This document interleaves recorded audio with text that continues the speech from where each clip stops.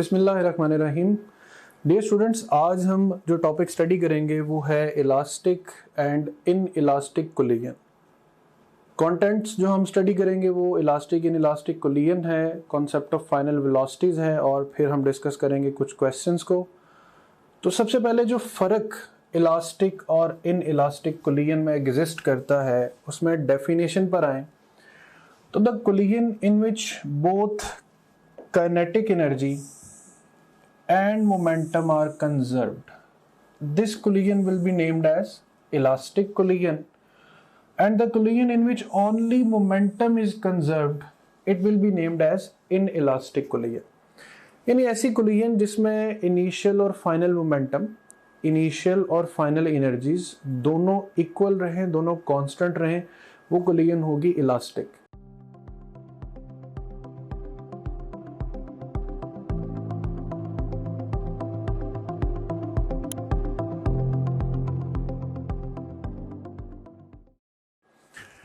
In elastic collision जिसमें सिर्फ momentum initial और फाइनली इक्वल हो मगर एनर्जी इनिशियल और फाइनली काइनेटिक ना रहे।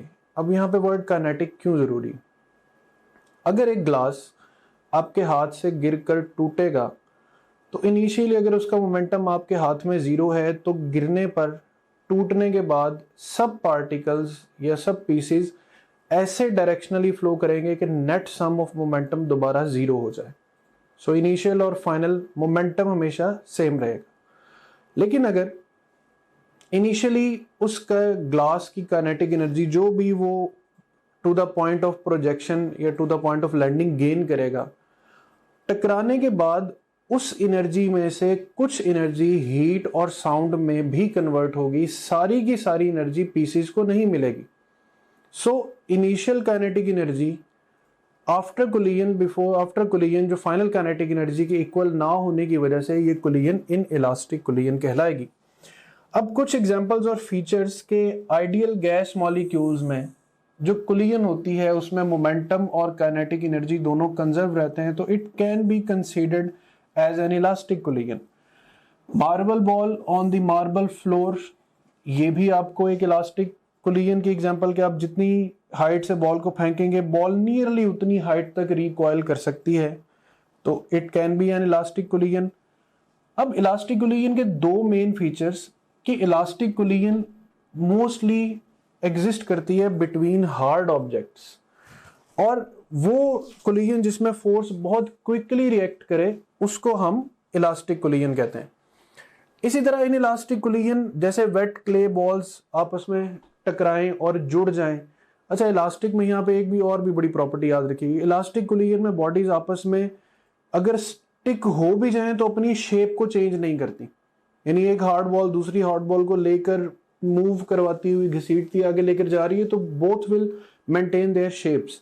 लेकिन इन इलास्टिक कोलिजन में जब दो वेट क्ले बॉल्स आपस में टकराती हैं तो एक दूसरे की शेप को भी डिफॉर्म कर देती, यहाँ पे उनकी सॉफ्टनेस है जो आड़े आती। सो जितनी रियल लाइफ कोलिजन्स हैं वो तकरीबन सब इनइलास्टिक है। क्यों? क्योंकि हम अपना मोमेंटम तो कंजर्व कर पाते हैं लेकिन हम एनर्जी कंजर्व नहीं कर पाते। उसकी रीजन मोमेंटम की और फॉर्म्स नहीं होती, एनर्जी की और फॉर्म्स हैं। मोमेंटम से मोमेंटम ही में ट्रांसशिफ्ट होना है, लेकिन एनर्जी काइनेटिक से हीट में, साउंड में और डिफरेंट फॉर्म्स में कन्वर्ट हो सकती। So collision between soft objects can also be regarded as inelastic, और वह जगह जहां फोर्स बहुत स्लोली एक्ट करे उस कोलिजन को हम कंसीडर करते हैं इन इलास्टिक कोलिजन। इस डिफरेंस के बाद हम कुछ फाइनल वेलोसिटीज पर डिस्कस करेंगे। जैसे हमारे पास केसेस हैं कि एक बॉल, ये दूसरी बॉल, ये M1, ये M2, इनिशियली ये मूव करती है वेलोसिटी V1 से और ये वेलोसिटी V2 से और ये सेम डायरेक्शन में मूव कर रहे हैं। कोलिजन के बाद मासेस तो सेम रहेंगे M1 M2, इस बॉल की वेलोसिटी फाइनल हो जाएगी V2 डैश, इस बॉल की वेलोसिटी फाइनल हो जाएगी V1 डैश। अब ये V1 डैश और V2 डैश का मासेस और वेलोसिटीज के साथ जो रिलेशन है वो यहाँ पे रिटर्न है कि V1 dash final velocity of first ball, V2 dash final velocity of second ball. How they are related? Difference by sum into V1. 2 times of m2 by sum of masses into v2, इसी तरह 2 times of m1 divided by sum into v1, difference divided by sum into v2। अब इन दो equations of final velocities को use करते हुए हम different cases discuss करते हैं इलास्टिक कोलिजन के। पहला केस है कि जिसमें m1 और m2 दोनों मासेस इक्वल हैं, यानी आप इनको m भी कह सकते हैं, और v1 एंड v2 ना तो आपस में इक्वल हैं और ना ये इक्वल टू 0 है। और लेट्स से कि अगर ये आपस में इक्वल हैं भी तो भी इससे कोई खास फर्क नहीं पड़ेगा।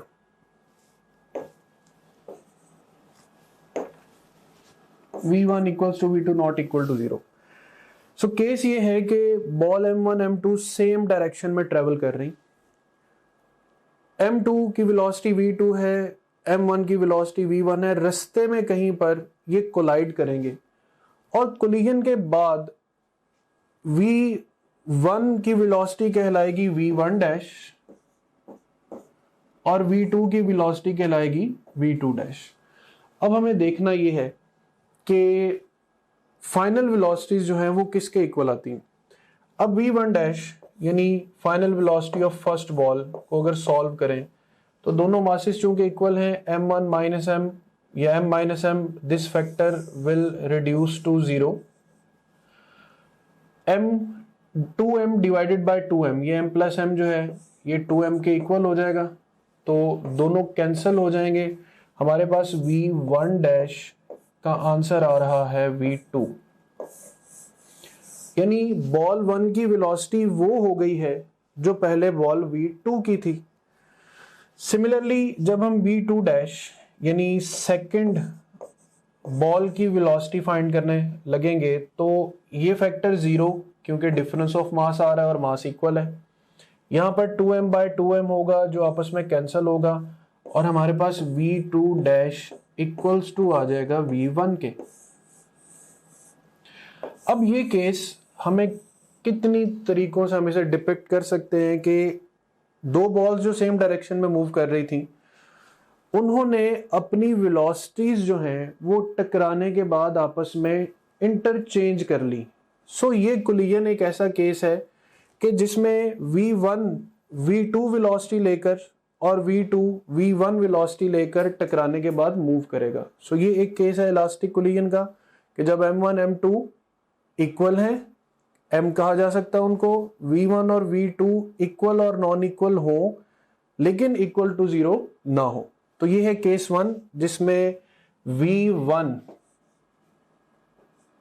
Dash becomes equal to v2 and v2 dash becomes equal to v1, यानी ये इंटरचेंज जो है वेलोसिटीज का वो आप देख सकते हैं कि इलास्टिक कोलिजन में सेम डायरेक्शन में जाती हुई बॉडीज जो है वो अपनी इन वेलोसिटीज को इंटरचेंज करते हैं। अब केस 2 है कि जिसमें m1 इक्वल्स टू m है, यानी दोनों मासेस को m कहा जा सकता है, लेकिन v2 0 है, ये m1 है, ये m2 है, ये v2 यानी रेस्ट कंडीशन है और ये v1 कंडीशन। अब इसमें हम अप्लाई करें कि ये बॉल इसको जाके हिट करेगी और अपेरेंटली अगर ये इलास्टिक कोलिजन होगी तो व्हाट विल हैपन, इस बॉल ने इसको हिट करना है और खुद इसे रेस्ट पर आ जाना चाहिए, यानी v1 dash should be equal to 0 और इसी का मोमेंटम या इसी की वेलोसिटी लेकर इस बॉल m2 को मूव करना चाहिए, यानी v2 dash should be equal to v1। अब यही केस मैथमेटिकली देखते हैं। v1 dash difference of mass है और मास इक्वल है तो ये फैक्टर 0, इक्वल मासेस हैं तो ये फैक्टर्स कैंसिल होंगे, v1 dash becomes equal to v2 और v2 किसके इक्वल है, 0 के। इसका मतलब है कि टकराने के बाद जो पहली बॉल है वो रेस्ट पर आ जाएगी।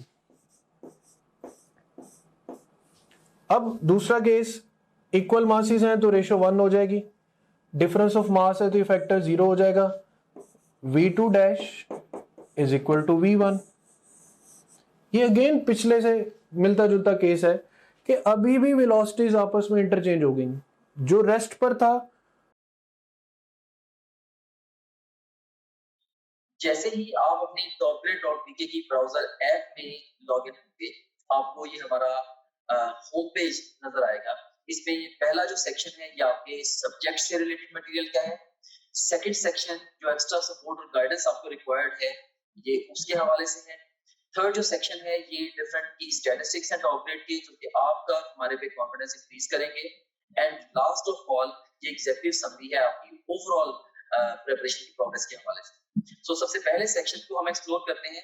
इसमें से आप किसी भी सब्जेक्ट पे क्लिक करें, से हमारे पास ये सब्जेक्ट्स हैं biology, physics, chemistry, English, logical reasoning. इनमें से किसी भी सब्जेक्ट पे आप क्लिक करें तो आपको उस सब्जेक्ट में उसके वीडियो लेक्चर्स, रिवीजन नोट्स और प्रैक्टिस क्वेश्चन मिलेंगे। आप वीडियो लेक्चर्स पे क्लिक करेंगे तो उस सब्जेक्ट के सारे यूनिट्स या सेक्शंस आपके सामने ओपन हो जाएंगे। आप किसी भी सेक्शन को चूज करेंगे, उस सेक्शन के सारे टॉपिक्स ओपन हो जाएंगे। इनमें से जिस मर्जी टॉपिक को आप चूज करें, आप उसके वीडियो लेक्चर्स को यहाँ से वॉच वीडियो बटन क्लिक करके देख सकते हैं, right, like this over here.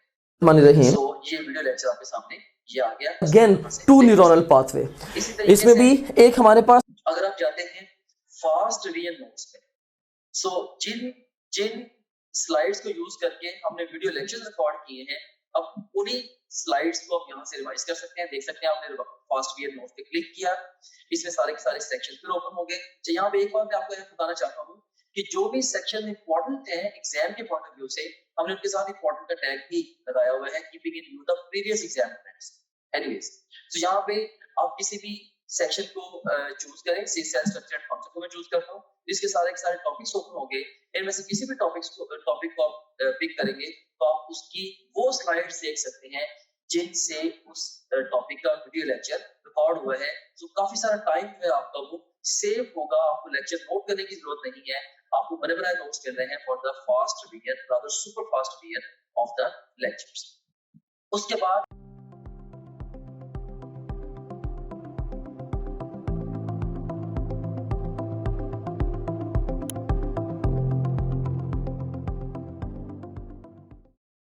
वो मूव कर रहा है और जो मूव कर रहा था वो अब रेस्ट पर है। तो this one is the second case about elastic collision in one direction. अब केस है कि when a lighter body, let's say this is m1, collides a heavier body, let's this is m2, and the case is that m2 is that much greater than m1 that we consider m1 nearly equals to 0। अब apparently हम ये देख सकते हैं कि ये ball इसे टकराएगी तो ये इसका कुछ नहीं बिगाड़ सकती, तो ये टकरा के वापस ही पलटेगी। अब ये वापस किस रफ्तार से पलटेगी, और ये जो बॉल है m2 इसकी रफ्तार 0 है, क्या v2 डैश यानी फाइनल वेलोसिटी गेन करेगा या नहीं। अब v1, ये वेलोसिटी v1 है। अब दोनों मासेस में से चूंकि m1 0 है, लिहाजा हम यहाँ पे m1 को 0 कंसीडर करेंगे, और यहाँ पर हमारे पास v2 वेलोसिटी 0 है, तो ये फैक्टर सारा 0 हो जाएगा। So v1 dash will be equal to minus, यहां पर केस आएगा m divided by m into v1, तो v1 dash will be equal to negative of v1, यानी final velocity equal to initial velocity होगी but exactly opposite direction में। और v2 हमने चूंकि m1 को इतना स्मॉलर कंसीडर किया है कि ये 0 है, सो ये फैक्टर भी 0। यहां पर v2 रेस्ट कंडीशन में ये भी 0, so v2 still remains at rest.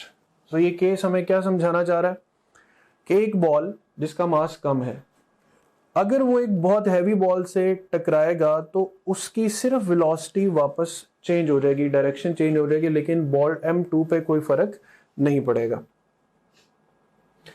Next case के अब एक हैवी बॉडी, यानी ये m1 है और ये मूव कर रहा है विद वेलोसिटी v1, ये m2 है जो कि इनिशियली रेस्ट पर है, यानी v2 इज इक्वल टू 0। अब ये मास मूव करते हुए जब इस बॉल से कोलाइड करेगा तो m1 is that much greater than m2 that we nearly consider m2 is equal to 0। So how you will solve that. अब देखें v2 चूंकि रेस्ट पर है तो ये फैक्टर भी 0, और ये फैक्टर भी 0 क्योंकि दोनों के साथ v2 मल्टीप्लाई हो रहा है। v1 dash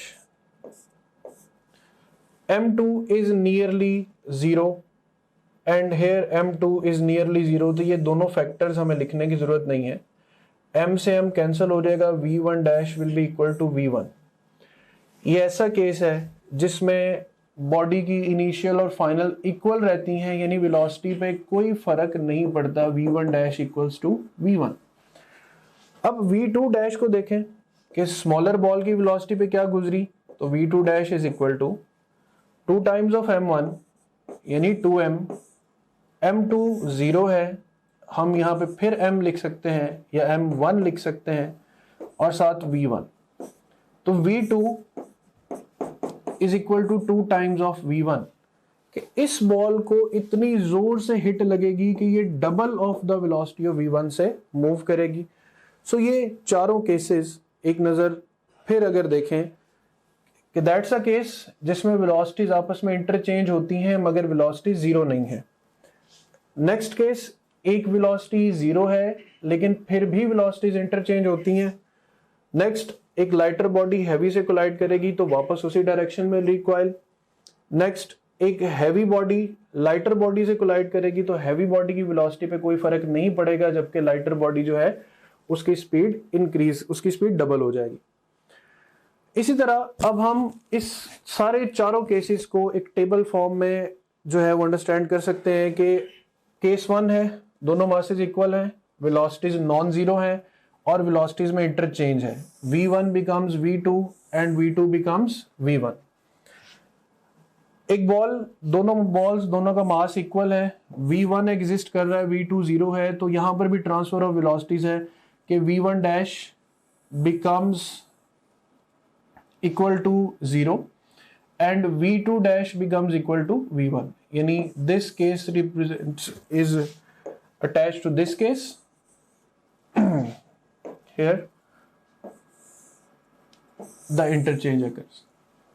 Now lighter ball collides with the heavier ball, so here the minus v1, that will be the case for the recoil position, or when a heavy body collides with a lighter body at rest, तो heavy body की velocity पे कोई फर्क नहीं पड़ेगा, जबकि lighter body जो है वो डबल ऑफ द वेलोसिटी से मूव करेगी। डियर स्टूडेंट्स, अब हम करेंगे practice questions of elastic and inelastic collision. So पहला क्वेश्चन है कि two satellites in space collide inelastically, what happens to the kinetic energy and momentum, why.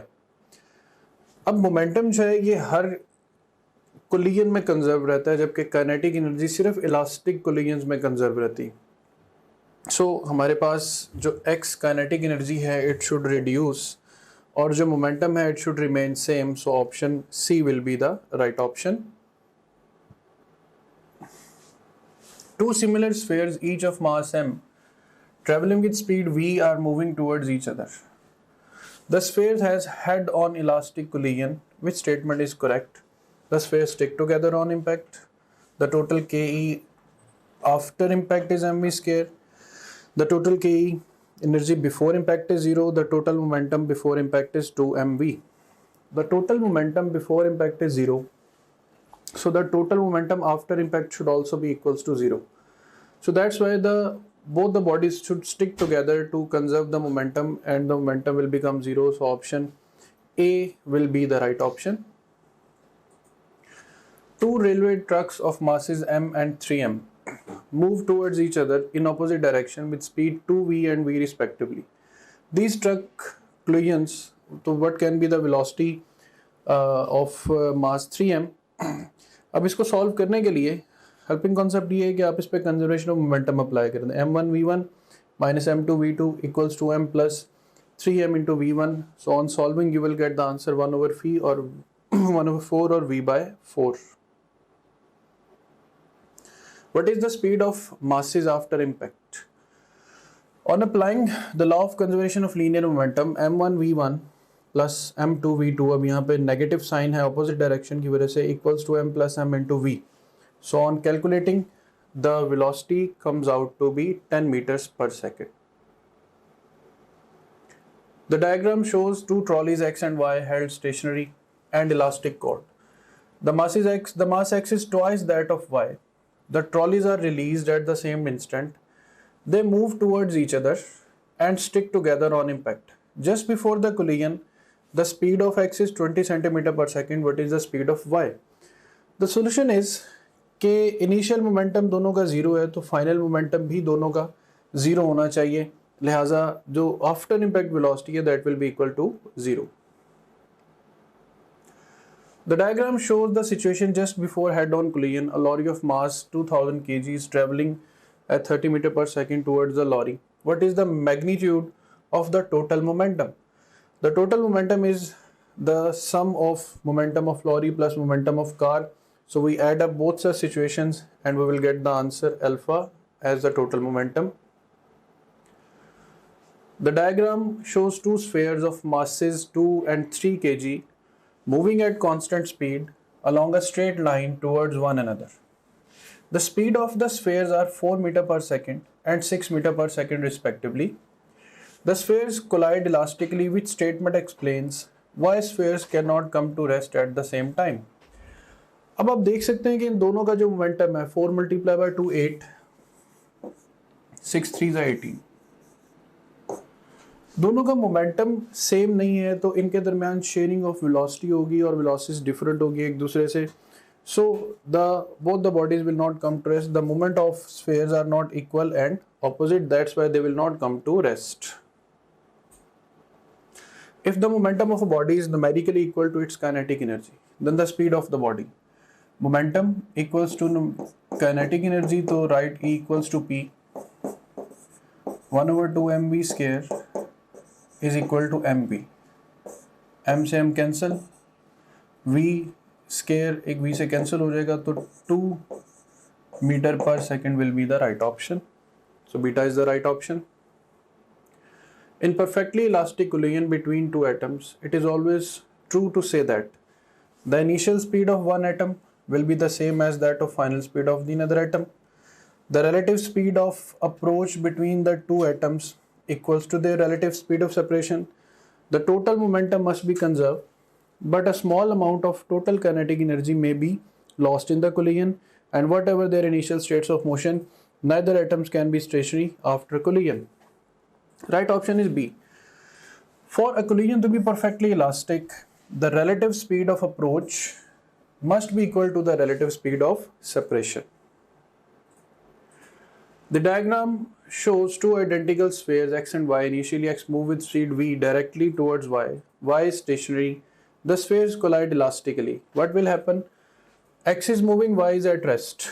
So when x will collide with y, x will come to rest and y will move with the speed of x. So what should be the option? On reading this option, D is the right option कि x will come to rest and y will move with the speed v towards right side. Two equal masses x and y are moving towards each other. अब masses are equal. एक simple concept है कि जब masses equal होते हैं, bodies collide करने पर एक दूसरे के साथ अपनी velocities share कर लेती. So masses makes an elastic collision which rho gives possible velocities for the two masses after collision. Main concept is this के दोनों मासेस इक्वल हैं तो ये एक दूसरे के साथ अपनी वेलोसिटीज शेयर कर लेंगे. x will move backward with 30, y will move forward with 50, so delta will be the right option. Two spheres approach each other along the same straight line. Their speeds are u1 and u2 before collision. We will write u1 minus u2, दोनों opposite direction में, and v1 v2 after collision in the direction shown below, और v1 और v2 same direction में, तो it means we will write v1 plus v2. So option alpha will be the right option for the velocities. So that's all about elastic and inelastic collision. Thank you. हमारा जो most important feature है या teaching tool है, that is our question bank. So अगर हम practice questions पे जाते हैं तो इसमें हम देखें कि आप डिफरेंट तरीके से टेस्ट दे सकते हैं. सो आप जैसे मर्जी माइंड में डिफाइन कर लें कि आपने किसी एक टॉपिक का टेस्ट देना है या एक चैप्टर का, एक यूनिट का, क्वार्टर सिलेबस का, हाफ सिलेबस का, फुल सिलेबस का, जो मर्जी सिलेबस आप डिफाइन कर लें. उस डिफाइंड सिलेबस में से 20 तरीकों से आप टेस्ट दे सकते हैं. कैसे? जैसे जो भी सिलेबस आपके माइंड में डिफाइंड है, आप चाहें तो उस सिलेबस के हमारे पास जो अवेलेबल ऑल क्वेश्चन उनका टेस्ट दे सकते हैं, या जो आपने टॉपलेट.वीके पे आप प्रैक्टिस करते रहे हैं, तो आप चाहते हैं कि आपने दोबारा may be second third time आप टेस्ट दे रहे हैं, आप चाहते हैं कि मेरे पास सिर्फ और सिर्फ उस सिलेबस के अनसीन क्वेश्चन का टेस्ट आए, आप वो भी दे सकते हैं।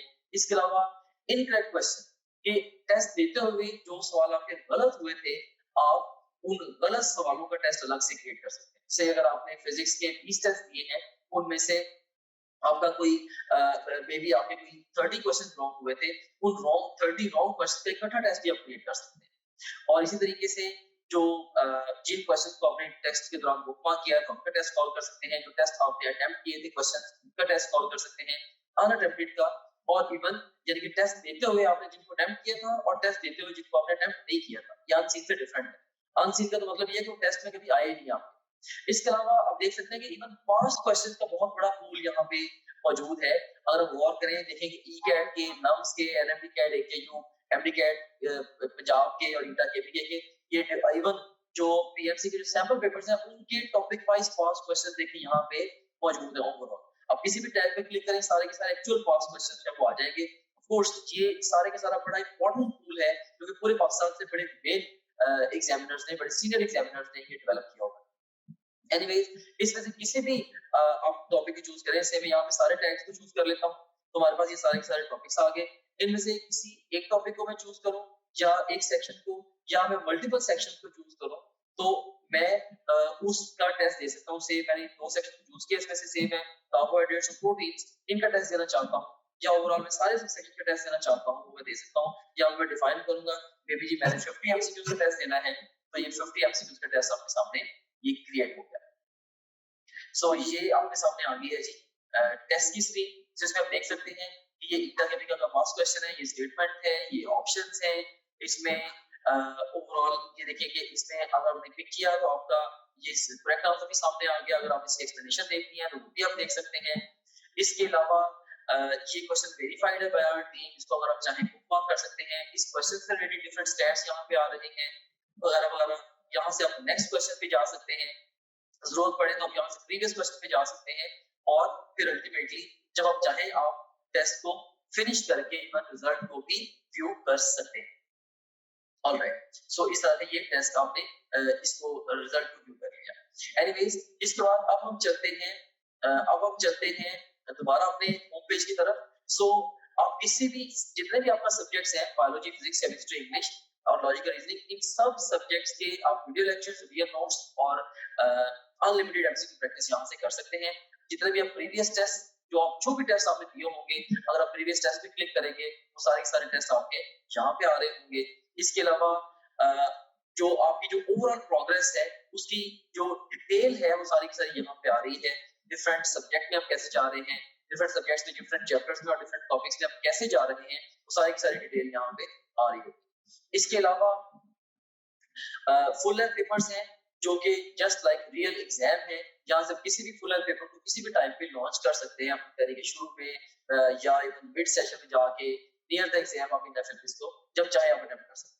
उसके बाद फिर सपोर्ट मटेरियल है, इसमें इनको वीडियो रिव्यूज हैं, डिफरेंट स्टूडेंट्स हैं जिन्होंने टॉप ग्रेड से पढ़ा, वो आपको गाइड कर रहे हैं हमारे सिस्टम के हवाले से भी, ओवरऑल तैयारी के हवाले से भी आप उन बच्चों से गाइडेंस ले सकते हैं। इसके अलावा हमारे ये टेस्टिमोनियल्स हैं जो पूरे पाकिस्तान में हजारों स्टूडेंट्स हमसे पढ़ रहे हैं, वो हमारे बारे में क्या कहते हैं उसकी डिटेल यहाँ पे आप देख सकते हैं। इसके अलावा सिलेबस यहाँ पे गिवन है, अगर आप कंटेंट देखना चाह रहे हैं हमारे कोर्स का, वो सारे के सारे यहाँ पे ओवरऑल जब विजिबल है। And in addition to that study schedules बड़ा एक अहम फीचर है, अहम मॉड्यूल है। इसमें 90 डेज, 60 डेज, 30 डेज और इवन 50 डेज का एनएमटी कैट का स्केड्यूल मौजूद है। आप अपनी नीड के अकॉर्डिंगली जिस मर्जी स्केड्यूल को फॉलो कर सकते हैं डिपेंडिंग अपॉन कि आप टाइम फ्रेम में किस जगह पे खड़े हैं। जैसे अगर आप एग्जाम आपका 1 महीने के बाद एग्जाम है, ऑफ कोर्स आप 30 डेज वाला प्लान फॉलो करेंगे। अगर आपके एग्जाम में 2 हफ्ते रहते हैं तो आप 15 दिन वाला प्लान फॉलो करेंगे एंड सो ऑन। तो इसमें हमने आपको ये बताया है स्केड्यूल्स के अंदर ये गाइड किया है कि आपने गिवन टाइम को बेस्ट यूटिलाइज कैसे करना है। फिर इसके अलावा डाउनलोड्स का सेगमेंट है, जो भी डिफरेंट इंपॉर्टेंट कंटेंट है आपसे रिलेटेड वो सारे के सारे आपको डाउनलोड्स में मिल जाता है। और इसके अलावा गाइडेंस वीडियोस काफी सारी इसके अंदर पड़ी हुई हैं जो कि मैंने खुद रिकॉर्ड करके इसके अंदर डाली है। इसमें बहुत सारे हवालों से जनरल गाइडेंस आप इन वीडियो से ले सकते हैं। सो ये था हमारे पास ये हमारे पास गाइडेंस वीडियोस का ये सेगमेंट था. Okay, so this was